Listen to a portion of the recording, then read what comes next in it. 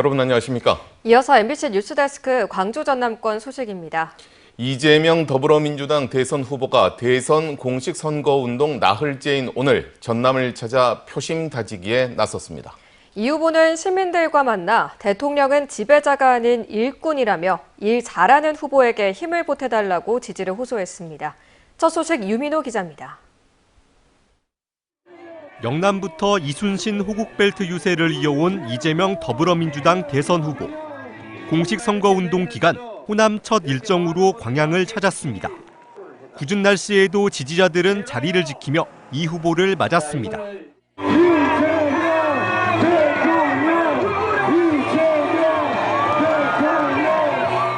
이 후보는 이순신 장군의 국난 극복과 조선의 역사로 운을 뗀 뒤 윤석열 전 대통령을 비판했습니다. 자기 위치를 착각한 사람 중에 하나가 윤모 전 대통령이시죠. 제가 수없이 얘기했지만 대통령은 왕이 아니다. 중국발 위기를 겪는 철강 산업을 두고선 수소환원 제철 등 새로운 방식으로 돌파구를 찾아야 한다고 밝혔습니다. 정부가 산업 전환도 지원하고 또 관련 산업도 개편해서 우리가 방향이 결코 뒤처지지 않도록 정책적으로 확실하게 책임을 지겠습니다. 여수 이순신 광장에서 집중 유세를 이어간 이 후보. 영남과 호남 다를 바 없이 지역은 먹고 사는 문제로 고통받고 있다며 편갈라 싸우지 말자는 통합 메시지를 내놨습니다. 호남과 다를 바가 없어 똑같은 피해자들 아닙니까? 무능하고 무책임한 정권의 피해자이기는 마찬가지인데 왜 편을 나눠 우리 국민들이 싸웁니까? 순천으로 향한 이 후보는 내란 위기를 극복할 수 있었던 것 국민의 집단지성 덕이라며 충직한 도구, 일꾼이 될 자신을 지지해달라 호소했습니다.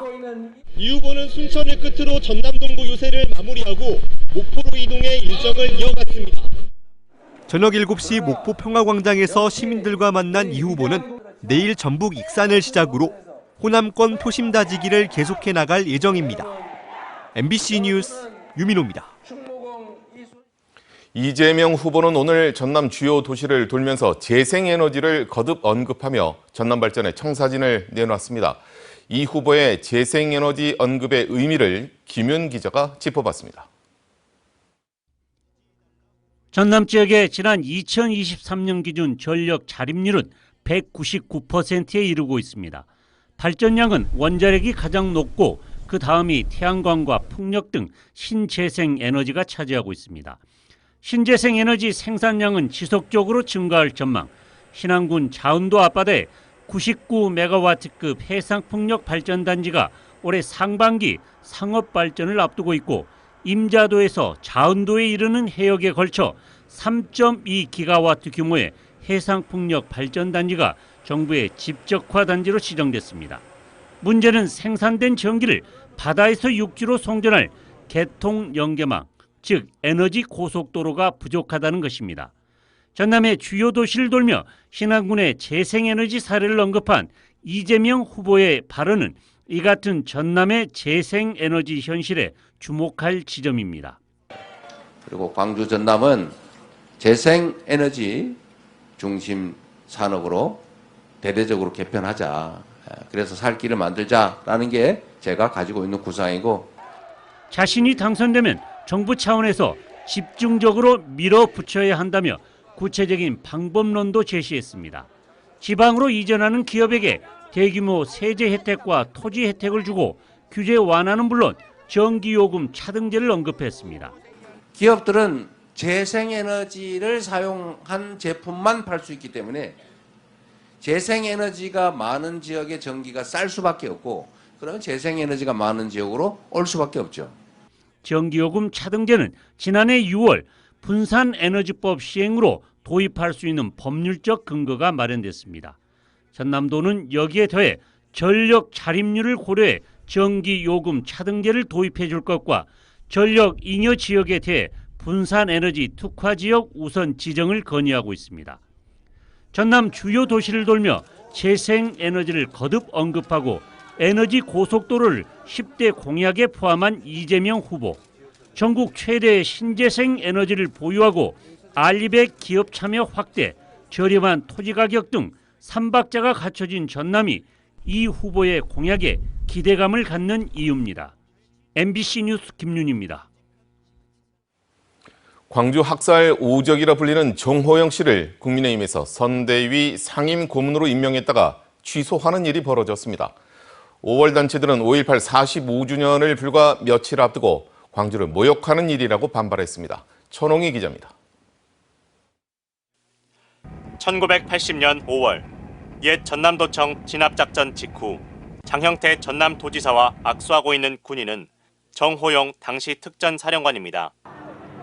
정 씨는 5.18 민주화운동 진압에 가담한 혐의 등으로 대법원에서 징역 7년 확정 판결을 받았습니다.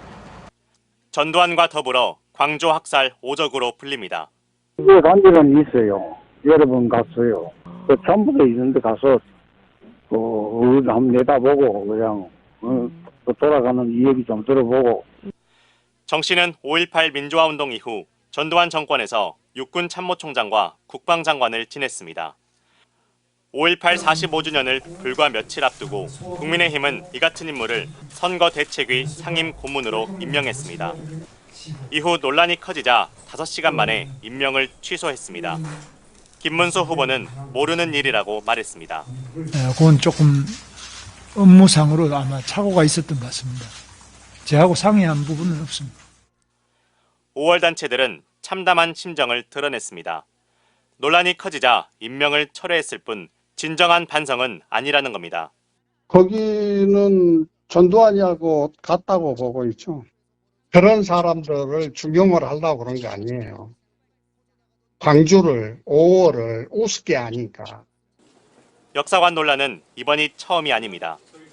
한덕수 전 국무총리는 대선 예비 후보였던 이번 달 초 5.18 민주화운동이라는 공식 명칭 대신 5.18의 본질을 왜곡하고 의미를 축소하는 광주 사태로 표현했습니다. 한편 제45주년 5.18 행사위는 김문수 후보의 5.18 전야제 참석을 반대한다는 입장을 밝혔습니다.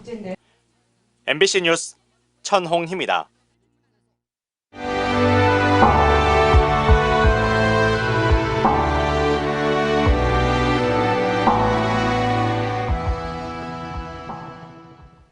언제나처럼 우리의 5월이 또다시 찾아왔습니다. 지난해 비상계엄 이후 5월 정신과 진정한 민주주의의 의미를 되새길 수 있었는데요. 광주 MBC 5.18 45주년 기획보도, 오늘은 그 첫 번째 순서로 내란 세력 척결과 사회 대개혁 요구의 중심에 있는 5월 정신을 살펴봅니다. 김영찬 기자입니다. 대한민국을 혼돈과 공포로 몰아넣은 윤석열 전 대통령의 12.3 비상계엄 선포. 파렴치한 종북 반국가 세력들을 일거에 척결하고 자유헌정 질서를 지키기 위해 비상계엄을 선포합니다. 서울 도심 하늘에는 헬기가 등장했고 총을 든 계엄군은 여의도 국회로 쳐들어갔습니다. 2024년 12월 3일의 밤은 1980년 5월 광주를 떠올리게 했습니다. 국회로 달려간 시민들은 5.18 민주화운동 때처럼 온몸으로 계엄군을 막아내며 끝까지 저항했습니다. 민주주의를 위해 희생한 5월 영령들이 시민들을 움직이게 했고 시민들은 5월 정신으로 무장했습니다. 과거가 현재를 도왔고 죽은 자가 산자를 구했습니다. 대한민국의 민주주의는 광주에 큰 빚을 졌습니다. 1980년 5.18 민주화운동에 혼이 깃든 옛 전남도청에도 하나둘 사람들이 모여들었습니다. 교훈의 눈과 바람에도 꺼지지 않는 촛불을 들며 민주주의의 회복을 목청껏 외쳤습니다. 목소리가 나오지 않으면 삭발과 단식, 그리고 절을 하며 투쟁을 이어갔습니다. 여기엔 죽음이라는 공포와 고통 속에서도 인간의 존엄을 잃지 않았던 5월 정신이 있었습니다. 5월 정신은 일상에서 계속 공유되고 유지해오고 저희들이 계승해오고 있기 때문에 이러한 비상 상황이 되면은 바로 기폭제가 돼서 그 광장으로 나올 수 있고 그 다음에 똘똘 뭉쳐서 이런 그 반헌법 세력을 막아낼 수 있는 게 아닌가 싶습니다.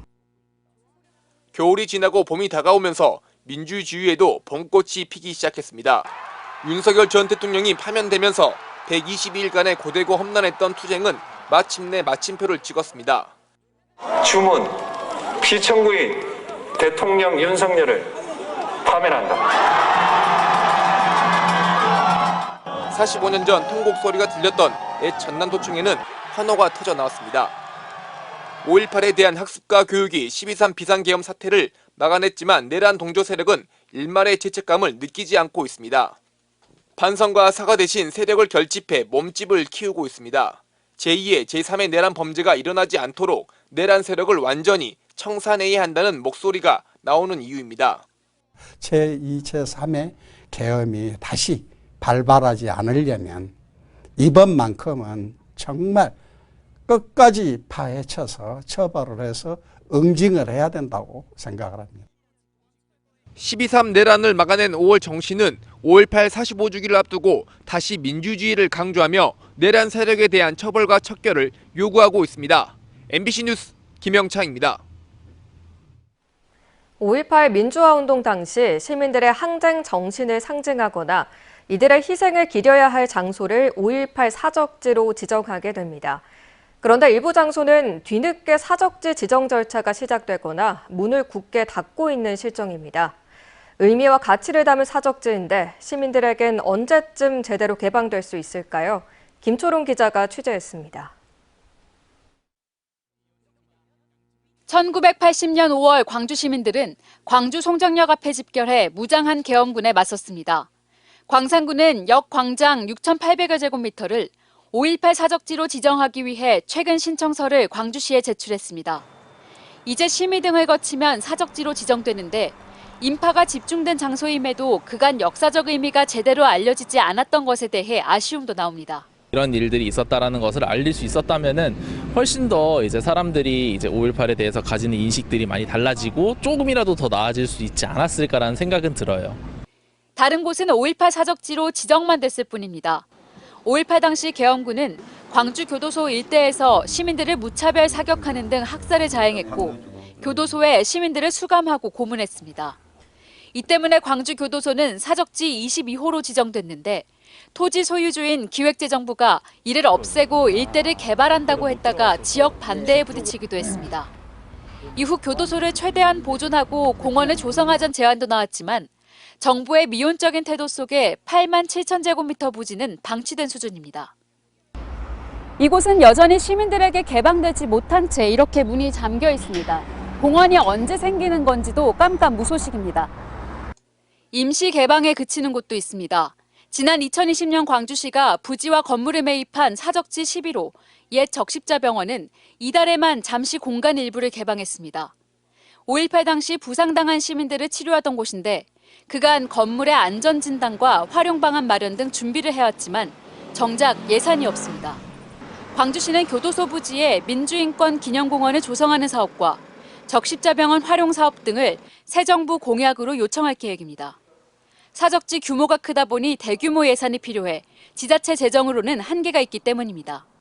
5.18 정신 헌법 전문 수록은 민주주의 대헌장을 만드는 것이고 5.18 사적지를 살아 숨쉬는 민주주의 전당으로 만드는 것이야말로 다음 정부가 해야 할 시대적 과업이다. 다음 달 대선을 앞두고 후보와 정당마다 5.18 정신을 말하지만 공약 반영과 실천에서 그 진정성을 볼 수 있을 것이라는 지적도 있습니다. MBC 뉴스 김초롱입니다. 5.18 민주화운동 45주년을 기념하는 5월 미술제가 개막했습니다. 37번째를 맞은 올해 미술제는 고비 때마다 진화를 거듭해온 한국 민주주의의 역동성을 작품으로 보여줍니다. 보도에 박수인 기자입니다. 5월 희생자들 앞에 사과를 내미는 이 그림은 지난 2021년 윤석열 전 검찰총장의 SNS에 실린 사진을 빗댔습니다. 당시 5월 영령과 국민을 향한 조롱을 단죄하지 않은 게 12.3 내란으로 이어졌음을 풍자하고 있습니다. 활활 타오르는 이 불꽃은 내란 수계를 끌어내린 민중의 힘이자 진실을 밝히고 평화로운 세상을 만들 빛입니다. 모든 국민들의 삶과 함께 평안한 의미를 가지고 불꽃을 계속 피워가야 되지 않을까 생각이 듭니다. 올해 5월 미술제는 45년 만에 되풀이된 쿠데타와 이에 맞선 또 한 번의 저항을 회화와 설치, 영상 등 입체적인 작품에 담았습니다. 민주주의는 아직도 진행되고 있고 미래에도 계속 진행될 거라는 그런 의미에서 모두가 하나라는 세계라는 제목으로 작품을 제작해 보았습니다.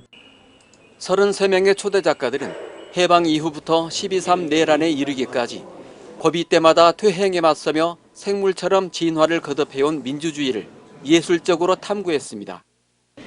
우리가 만들어가는 살아있는 민주주의가 제일 중요한 주제입니다. 이번 광장에서 우리는 민주주의가 법 아래에 있는 것이 아니고 우리가 만들어간다는 걸 알았고, 생물 민주주의를 주제로 열리는 올해 5월 미술제는 예술의 거리 은암미술관과 무등갤러리에서 오는 29일까지 계속됩니다. 전국 20여 개 미술기관과 단체가 온라인으로 참여하는 디지털 연대 특별전도 이달 말까지 관람할 수 있습니다. MBC 뉴스 박수인입니다. 5.18 당시 신군부의 발포 명령을 거부했다가 신군부로부터 고초를 겪은 고 안병하 치안감의 유족들이 국가에 낸 정신적 손해배상 소송에서 2심도 승소했습니다. 광주고법 민사일부 이의영 판사는 안전치안감 유족 4명이 정부 상대로 낸 손해배상 소송 항소심에서 1심과 같이 총 2억 5천만 원의 위자료를 지급하라고 판결했습니다. 고 안치안감은 전남도 경찰국장으로 재직하던 1980년 당시 전두환 신군부의 발포 명령 등 강경 진압 명령을 거부해 시민의 생명과 경찰의 명예를 지켰습니다. 광주지법 형사 8단도 김용신 부장판사는 검찰 수사 무마를 대가로 광주의 한 저축은행장으로부터 거액을 받은 혐의로 브로커인 50대 남성에게 징역 2년과 추징금 2억 5천만 원을 선고했습니다. 이 남성은 2023년 9월부터 이듬해 5월까지 광주지검이 수사 중인 241억 원대 부실대출 사건 관련인들로부터 수사 청탁을 대가로 모두 7억 원을 받아 변호사 등 공범들과 나눠 가진 혐의로 기소됐습니다. 오는 6월 3일에 치러지는 제21대 대통령 선거에 광주와 전남 지역 고등학생 13,000여 명이 세계 첫 투표에 참여합니다. 광주와 전라남도 교육청에 따르면 이번 선거에서 만 18세 이상 유권자에게도 투표권이 부여돼 광주에서는 6,400여 명의 고등학생이 투표에 참여할 것으로 보입니다. 언제 어디서나 내 손 안의 뉴스. 광주 MBC 뉴스 유튜브 구독으로 함께하세요.